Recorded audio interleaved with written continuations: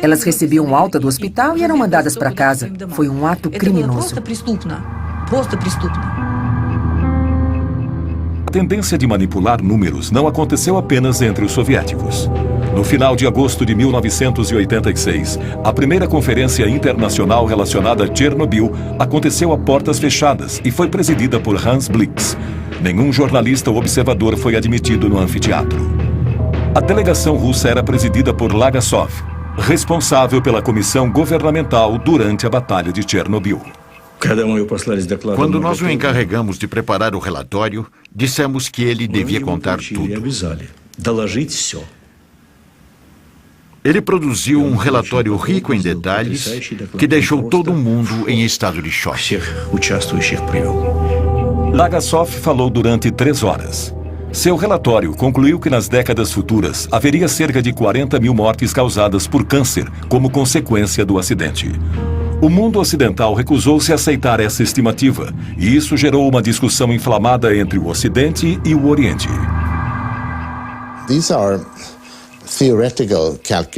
São cálculos teóricos baseados no modelo de Hiroshima.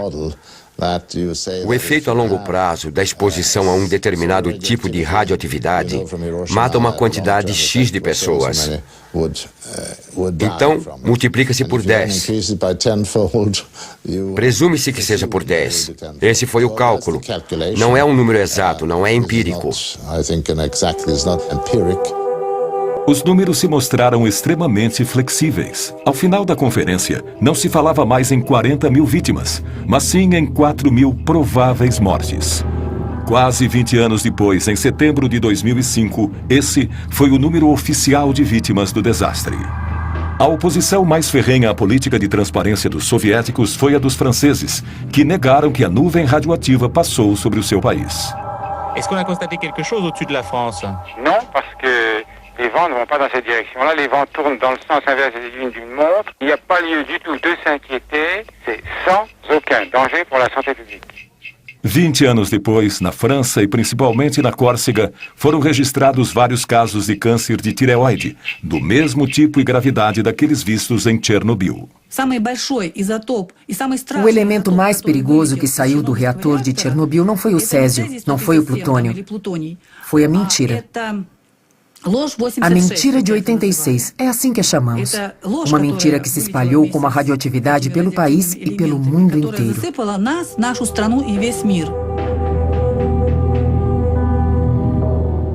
Em 27 de abril de 1988, no segundo aniversário do desastre, Lagasov, que tinha trabalhado tanto para revelar a verdade, decidiu pôr fim à sua vida.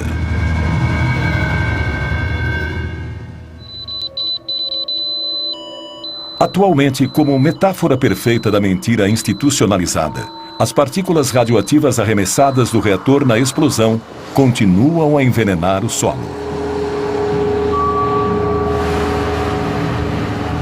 20 anos após o acidente, a região de Chernobyl continua inabitável.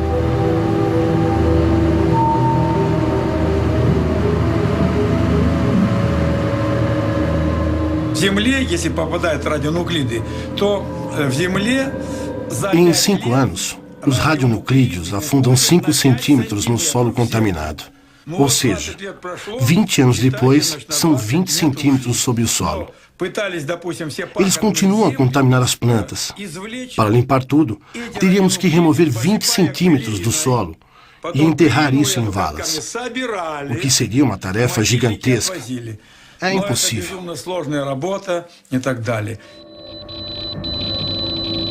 Atualmente, 8 milhões de pessoas vivem em áreas contaminadas na Ucrânia, Rússia e principalmente na Bielorrússia.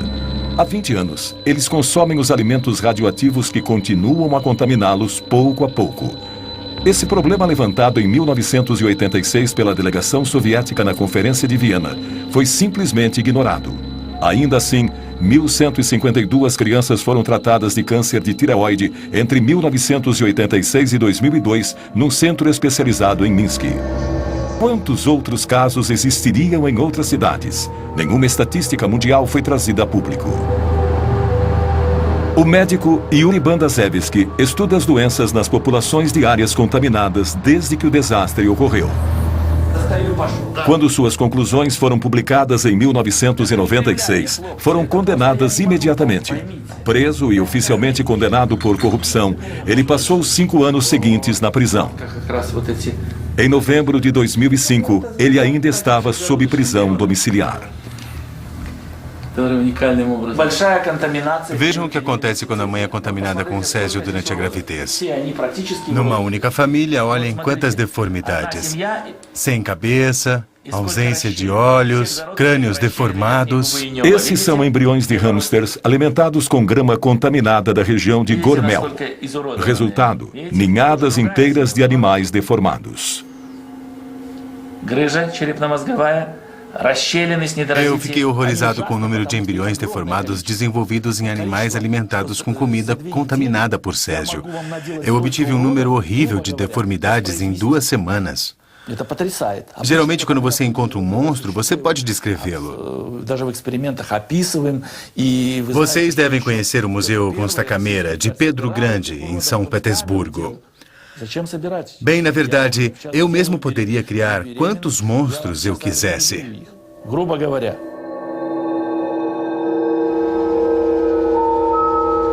Nunca houve nenhum estudo oficial de mutações genéticas decorrentes do acidente em Chernobyl. Apesar disso e dos mais de 1000 abortos espontâneos que ocorreram após o desastre, centenas de crianças sofrem com os efeitos da radiação. As deformidades que vemos nessas crianças são parecidas com as que vimos nos hamsters de Bandazevski. Na Bielorrússia, 300 mil crianças atualmente sofrem as consequências da contaminação. A IGCO, Cruz Verde Internacional, fundada por Gorbachev depois que ele deixou o governo em 1991, abriu centros de tratamento e apoio às vítimas de Chernobyl. Eles também organizam acampamentos terapêuticos com o objetivo de ensinar as novas gerações das áreas contaminadas a conviver com a radioatividade, como aqui, medindo o nível de contaminação do alimento.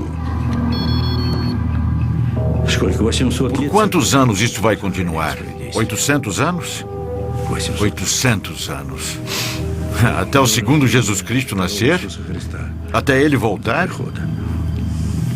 Sim, Chernobyl teve um papel importante para nós todos. E é claro que temos que continuar pesquisando e continuar investindo.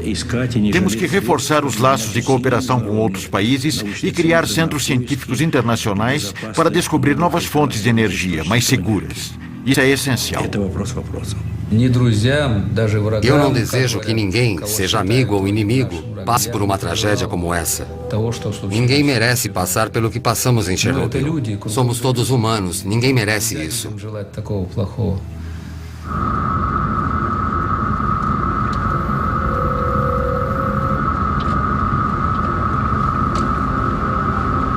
Bem no meio da região, a 10 quilômetros da usina nuclear e escondida na floresta, está Chernobyl 2.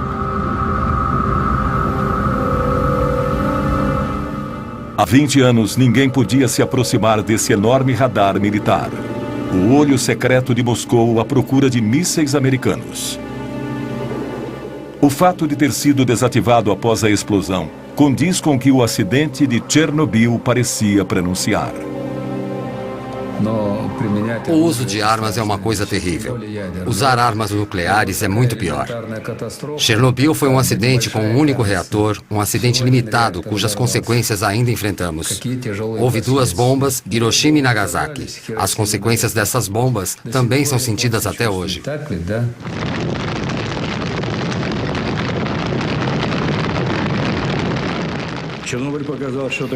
Chernobyl nos mostrou o que realmente acontece com a energia nuclear em mãos humanas.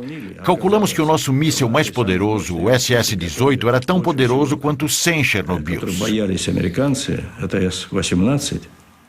O SS-18 era a ogiva que os americanos mais temiam. E tínhamos 2.700 deles, todos apontados para os Estados Unidos. 2.700. Imagine a destruição que eles causariam.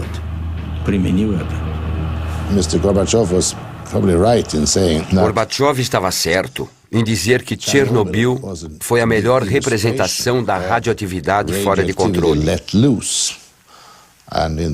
De certa forma, ele também disse que temos que nos afastar das armas nucleares.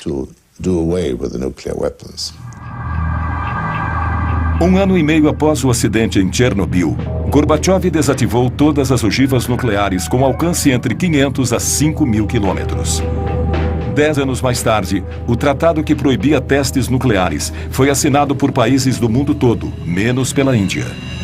Chernobyl marcou o início do desarmamento dos dois maiores rivais nucleares do mundo. Chernobyl convenceu a todos. Tanto soviéticos como americanos perceberam a magnitude dos vulcões atômicos sobre os quais os dois países estavam sentados. Não só esses dois países, mas o mundo inteiro. O mundo inteiro. No entanto, a lição de Chernobyl parece estar sendo esquecida. Enquanto isso, sob o sarcófago do reator número 4, o veneno ainda é letal. Em 2001, os 3 reatores de Chernobyl foram desativados definitivamente. Mas 20 anos depois da explosão, os ponteiros do dosímetro ainda ficam malucos na base do sarcófago. Os níveis de radioatividade 100 vezes acima do normal contaminam os arredores da usina. A estrutura está enfraquecida pela chuva e pela erosão. Desde sua construção, 3.000 liquidadores têm vigiado na tentativa de evitar danos. Construímos o sarcófago para durar 30 anos. Achávamos que 30 anos depois da explosão, poderíamos construir um novo sarcófago sem ter que retirar os moradores. 20 anos se passaram e nada foi feito ainda. Ele tem que ser substituído, mas a Ucrânia não tem dinheiro para isso. Nós também não. Um novo sarcófago está sendo construído, mas sua montagem já está 10 anos atrasada. É uma estrutura de 108 metros de altura, que deve cobrir o primeiro sarcófago completamente e que custará $1 bilhão. Hans Blix gerencia o fundo para a construção. Ainda não terminamos de construir o sarcófago novo, que estará pronto em alguns anos. Depois que ele estiver pronto, todo o resíduo radioativo poderá ser removido.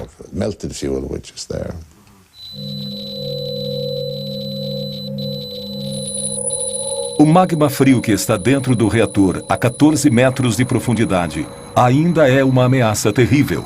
E assim continuará por muito tempo.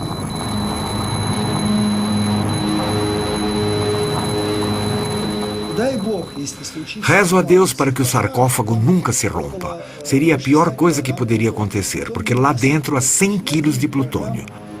1 micrograma é letal para o ser humano, ou seja, há plutônio suficiente ali para contaminar 100 milhões de pessoas. A meia-vida do plutônio, isto é, o tempo que metade dele leva para desaparecer, é 245 mil anos, o que pode ser considerado uma eternidade. Há certas áreas onde jamais haverá vida novamente. Apesar desse aviso terrível, o desarmamento nuclear que começou com Chernobyl está sendo questionado nos dias de hoje. Se o desenvolvimento nuclear para uso civil promete trazer soluções para problemas como combustíveis fósseis e aquecimento global, esse cenário nos lembra que essa é uma opção com sérias consequências, que requer o maior cuidado e informações exatas sobre os riscos que apresenta. Chernobyl também nos lembra que se temos que conviver com a radioatividade e os perigos inevitáveis que ela traz, precisamos poupar as gerações futuras dos riscos de um apocalipse nuclear.